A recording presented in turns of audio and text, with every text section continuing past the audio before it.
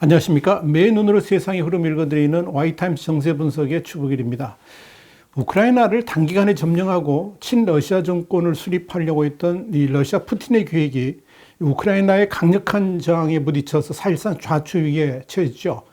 그러니까 이 러시아가 결국 이 출구 전략을 모색하고 있는 것으로 보입니다. 뉴욕타임스는 미국 시간으로 12일 최근 러시아 정부가 발신하는 메시지에 미묘한 변화가 감지되고 있다 그러면서 우크라이나 사태의 외교적 해결 가능성에 대한 희망도 커지고 있다라고 보도를 했습니다. 뉴욕타임스는 2주 전에 러시아가 우크라이나를 침공할 때 그 명분으로 우크라이나의 탈나치화를 주장하면서 우크라이나 정부를 마약 중독자와 네오나치의 갱단이라고 불렀다 그러면서 지금의 우크라이나 정권을 무너뜨리고 중립국가를 건설하는 것이 목표라고 분명히 밝힌 바 있었지만 최근 들어서 푸틴 대통령이 더 이상 젤렌스키 정권의 전복을 추구하지 않을 수도 있다, 이런 신호를 보내고 있다고 전했습니다. 뉴욕타임스는 이어서 물론 푸틴의 이런 미묘한 변화가 가짜일 수도 있지만 이 우크라이나 사태와 관련해서 협상에 나서는 러시아 대표단의 태도는 더 이상 유혈 사태가 지속돼서는 안 된다는 인식을 가지고 있는 것으로 보인다, 이렇게 보도를 한 겁니다.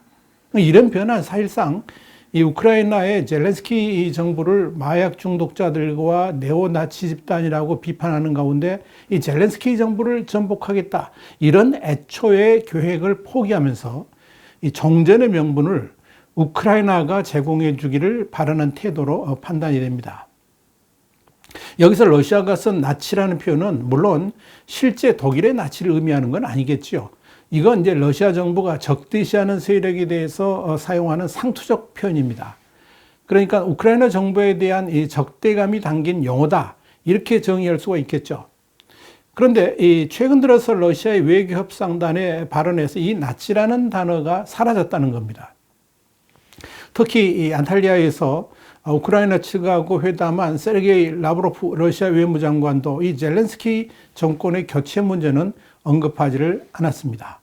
뉴욕타임스는 이어서 러시아하고 우크라이나의 회담은 정전으로 가기에는 아직 거리가 멀긴 하지만 그동안 주장해왔던 공식 입장들이 많이 누그러뜨려졌다 그러면서 이 러시아는 우크라이나의 중립과 러시아 점령 지역에 대한 지위를 확보하려는 쪽으로 이 요구사항을 좁히기 시작을 했고 9일에는 결국 이 우크라이나 정부를 정복할 생각이 없다는 쪽으로 방향 전환을 했다라고 밝혔습니다. 이런 러시아의 변화 조짐에 따라서 젤렌스키 대통령은 10일 나토 가입에 대한 헌법적 이 염원을 수정하고 현재 러시아가 점령하고 있는 우크라이나 영토에 대한 지위를 놓고 타협할 의사가 있음을 시사했다, 이렇게 뉴욕타임스는 전했습니다.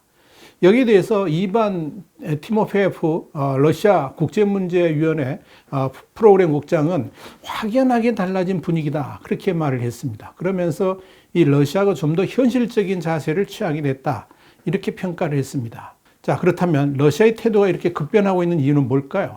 누가 뭐라 해도 끝장을 볼 것 같아 보였던 이 러시아 푸틴의 마음이 변화되기 시작한 것은 아무래도 이 젤렌스키 대통령이 이끄는 우크라이나의 저항이 워낙 거셌고 더불어 쉽게 함락시킬 수 있을 것으로 봤던 우크라이나 수도 키이우의 함락이 사실상 쉽지 않을 수도 있다, 이런 판단 때문인 것으로 보입니다. 9일 영국의 더 타임스는 이 블라디미르 푸틴 러시아 대통령이 우크라이나 침공 과정에서 부정확한 정보로 전쟁이 어려움에 직면하니까 정보기관인 연방보안국, 그러니까 FSB의 정보 실패에 분노하고 있다, 이런 분석이 나왔다라고 보도를 했습니다. 더 타임스는 20년 이상 이 러시아 정보기관 활동을 추적해온 웹사이트 아젠투라의 알드레이 솔다토프 편집자가 침공 전 FSB가 우크라이나 상황에 대해서 작성한 최종 보고서는 말 그대로 틀렸는데 그것이 현재 상황이 러시아에 이렇게 나빠진 이유의 일부일 수 있다라고 분석을 했다는 겁니다. 그러면서 이 FSB는 2014년부터 우크라이나 서부의 극우 단체를 통해서 불안을 조성하기 위해서 많은 시간과 자원을 투입했고 또 이걸 토대로 해가지고 침공에 대한 이 우크라이나인들의 지지와 저항 정도를 파악했지만 결국 지독한 오판을 했다라고 진단했습니다. 자, 문제는 푸틴이 이 FSB의 정보 보고만 믿고 우크라이나 점령의 환상을 꿈꿨고 그대로 실행했던 것이 지금의 엉뚱한 결과를 가져오게 되었다 하는 이야기입니다. 그러니까 푸틴이 당황할 수밖에 없고 자신의 이미지가 완전히 망가진 것에 대해서 이 FSB의 분통을 터뜨리고 있다 하는 이야기입니다. 여기에 대해서는 다음 시간에 자세하게 설명을 또 해드리도록 하겠습니다. 자, 푸틴의 가장 큰 오판은 우선 이 우크라이나 국민들의 마음을 전혀 다르게 읽었다는 겁니다. 러시아군이 우크라이나에 진입하게 되면 해방군이 왔기 때문에 당연히 대대적인 환영을 할 것으로 봤다는 거죠. 그리고 그런 친러시아계 주민들이 이 우크라이나 정권의 전복을 적극 지지해 줄 것으로 봤다는 겁니다. 그래서 러시아는 이 우크라이나를 마약 정권이니 뭐 나치 정권이니 하면서 블레임을 해왔는데 정작 전쟁에 돌입하니까 그런 모든 정보들이 다 가짜였음이 드러났고 그런 결과는 고스란히 이 푸틴의 전략 실패로 되돌아온 겁니다. 또한 러시아군이 강력한 저항에 발이 묶인 사이에 이 우크라이나에 대한 국제사회의 지원과 젤렌스키 대통령에 대한 이 국내 지지가 강화됐다는 점을 감안한다 그러면 이 정권 교체는 달성할 수 없는 목표가 되어버렸습니다. 더불어 이런 상황이 장기전으로 간다면 이 손해를 보는 것은 결국 러시아이고 급기야 푸틴 자신마저도 위태로워질 수도 있다는 판단을 한 것으로 보입니다. 그래서 러시아가 출구 전략을 찾기 시작했다는 의미입니다. 일단 러시아의 출구 전략은 첫째는 이미 러시아가 실질적으로 점유하고 있는 크림반도에 대한 러시아의 영유권을 우크라이나가 인정하라는 것이고요. 두 번째는 러시아가 독립국으로 선언했던 이 돈바스 분쟁 지역의 도네츠크 인민공화국과 루간스크 인민공화국의 영토 인정, 이 두 가지를 크게 지금 들고 있습니다. 이 두 가지 조건을 우크라이나 정부가 받아들이라는 겁니다. 대신 우크라이나 정부의 정권 전복을 시도하지는 않겠다 하는 거죠. 자, 우크라이나의 젤렌스키 정권도 일단 러시아의 태도 변화를 주목하면서 이 우크라이나의 나토 가입을 더 이상 시도하지 않을 수도 있다, 이런 입장을 내놨습니다. 대신 우크라이나의 완전한 안전을 보장받을 수 있는 중립국화를 받아들일 수도 있다, 이런 말도 꺼냈습니다. 이 젤렌스키 대통령의 외교정책 고위 보좌관인 이호르 조프크바 대통령실 부실장은 9일 블룸버그 TV 인터뷰에서 이런 말을 했습니다. 우리는 외교적 해결을 위한 준비가 돼 있다. 그러면서 협상을 위한 우리의 가장 중요한 전제 조건은 즉각적인 휴전과 러시아군의 철수다, 이렇게 강조를 했습니다. 조프크바는 이어서 이를 위한 조건으로 미국과 영국, 독일 등 주변국과 동맹국들로부터 안전보장을 받아야 된다 그랬습니다. 그러면서 러시아의 안전보장만으로는 충분하지 않다라고 말을 했습니다. 그러면서도 그는 우크라이나는 나토 가입을 열망했고 앞으로도 그러기를 바란다 그러면서 이 나토 가입을 계속해서 추진하겠다라고 밝혔습니다. 우크라이나의 이 나토 가입 희망 유지 발언은 일단 러시아하고의 협상을 위한 전략적 선택으로 보입니다. 우크라이나의 나토 가입은 푸틴 대통령이 레드라인으로 생각하는 것이고 또 나토 역시 우크라이나 가입에 회의적이기 때문에 그렇습니다. 젤렌스키 대통령도 일단 러시아가 실질 점유를 하고 있는 크림반도하고 돈바스 일부 지역에 대한 이 러시아의 영토 인정 문제에 대해서는 우리는 단 한 점, 단 1인치라도 우리의 영토를 놓고 거래하지는 않을 것이라고 그러면서 강경한 방침을 천명하고 있습니다만은 협상이 불가능한 부분은 아닌 것으로 보인다 하는 게 전문가들의 견해입니다.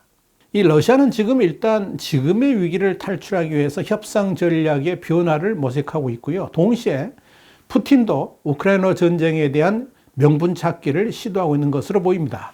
이 푸틴이 내세운 중요한 명분이 사실상 우크라이나의 친러시아 정권 수립, 그리고 우크라이나의 중립국화인데 실질적으로 우크라이나 내에 친러시아 정권 수립이 불가능하게 되면 이 러시아 내부에서 후폭풍을 우려해야 되는 상황으로 이렇게 번져갈 수도 있을 겁니다. 우크라이나 중립국화라는 제한적인 목표를 이루기 위해서 이 전쟁까지 치러야 되느냐, 이런 여론이 확산될 수 있다 하는 이야기입니다. 그래서 그런 식으로 불거질 수 있는 문제점들을 고려해가지고 우크라이나의 군사시설들에 대해서 대대적인 공격을 지금도 가하고 있는 겁니다. 군사시설 무력화를 통해서 우크라이나의 중립국화를 이뤄냈다, 이런 명분을 쌓기 위해서 그런 공격을 지금 하고 있다는 거죠. 또한 최근 들어서 러시아군이 병원을 폭격하는 등 민간시설과 군사시설을 가리지 않고 공격을 강화한 것도 더 이상 우크라이나가 협상을 질질 끌지 말고 빠른 시간 내에 이 러시아의 요구 조건을 수용하라, 이런 압박 작전인 것으로 보입니다. 그러나 러시아의 그런 작전은 전 세계인들의 분노를 불러오면서 오히려 역효과가 나고 있죠. 또한 러시아 내부에서도 전쟁에 대한 좋지 않은 여론들이 형성되면서 자칫 자충수가 될 수도 있다는 분위기도 감지됩니다. 그러다 보니까 전쟁 종식의 문제를 오히려 러시아가 판단해야 될 상황으로 몰리고 있다는 이야기입니다. 이에 대해서 티모페프 국장은 이 러시아는 타협을 통해서 친서방인 젤렌스키 정권을 그대로 둘 것인지, 자신들에게도 피해가 큰 전쟁을 계속할 것인지 두 개의 선택지 중 하나를 선택해야 된다고 지적했다, 이렇게 뉴욕타임스는 전하고 있습니다. 자, 이런 상황을 두고 토니 블링컨 미 국무장관은 9일 러시아에 대한 강력한 제재가 지속되고 더불어 푸틴이 의도한 계획대로 우크라이나 전쟁이 진행되지 않는 상황에서 푸틴 자신과 러시아 국민들이 입게 될 피해를 줄이기 위해서 결단해야 될 때가 다가오고 있다라고 말을 한 겁니다. 이런 측면에서 이스라엘의 나프탈리 베넷 총리는 유대인 안식 이름에도 불구하고 푸틴 대통령을 만나서 휴전을 권고하기 위해 지난 5일 모스크바로 날아갔고, 터키 외무장관도 러시아 외무장관하고 회담을 열고 종전을 위한 노력을 진행하고 있는 겁니다. 여러분, 사실 미국은 이미 여러 차례 러시아 측에게 출구 전략을 제시했었습니다. 블링컨 미 국무장관은 9일 우리는 푸틴 대통령에게 가능한 한 오프램프들을 제공하려고 노력을 했는데 그는 오히려 기회가 있을 때마다 가속 페달을 밟았고 지금 같은 끔찍한 길을 계속 걸어왔다 그랬습니다. 그러면서 이 푸틴이 미국이 제안한 출구 전략을 무시하고 오히려 군사작전을 더욱 강화했다라고 비난한 겁니다. 블링컨 장관은 그러면서 만약 푸틴 대통령이 괴뢰 정권 수립을 강행한다면 이는 길고 피비린내 나는 난장판을 초래할 것이다, 이렇게 경고를 했습니다. 뉴욕타임스의 칼럼니스트인 토마스 프리드먼도 9일자 칼럼에서 이 푸틴 대통령의 출구가 마땅치 않다는 사실이 나를 정말 두렵게 한다, 그러면서 현재 푸틴 대통령에게 최선의 선택은 즉시 군대를 철수하고 우크라이나에 거주하는 러시아인들을 성공적으로 보호했다, 이런 등의 체면을 구기는 거짓말을 하는 것이지만 이건 푸틴 대통령에게는 굴욕이다, 이렇게 지적을 했습니다. 자, 문제는 지금의 절망적인 상황을 푸틴이 어떻게 생각하고 있느냐, 이거죠. 출구 전략을 모색할 정도로 가능한 한 빨리 전쟁을 끝내는 것이 푸틴이나 러시아 국민들에게도 이익이 될 수 있는 상황이죠. 그런데 그렇게 뜻하는 바를 이루지 못하고 전쟁을 끝내는 것에 대한 푸틴의 자존심이 과연 어디로 튈지, 어느 정도로 튈지, 그게 관심거리입니다. 어쩌면 푸틴은 전쟁 중단과 지속사에서 갈팡질팡할지도 모르겠습니다. 휴전한다고 해놓고 또다시 미련이 남아가지고 공격을 재개할 수도 있다는 거죠. 또 끝나기 전에 기왕이면 더 많은 공격을 또 퍼부어라, 이렇게 명령할 수 있을 겁니다. 그것이 바로 푸틴이기 때문에 그렇죠. 그래서 푸틴이 개입된 전쟁은 끝날 때까지 끝났다고 할 수가 없을 겁니다. 그러나 분명한 것은 그렇게 변덕이 심할수록 푸틴의 정치 생명도 마지막을 향해 질주한다는 사실, 이걸 잊어서는 안 될 겁니다. 와이타임 정세 분석이었습니다. 다음 시간에 다시 뵙겠습니다. 감사합니다.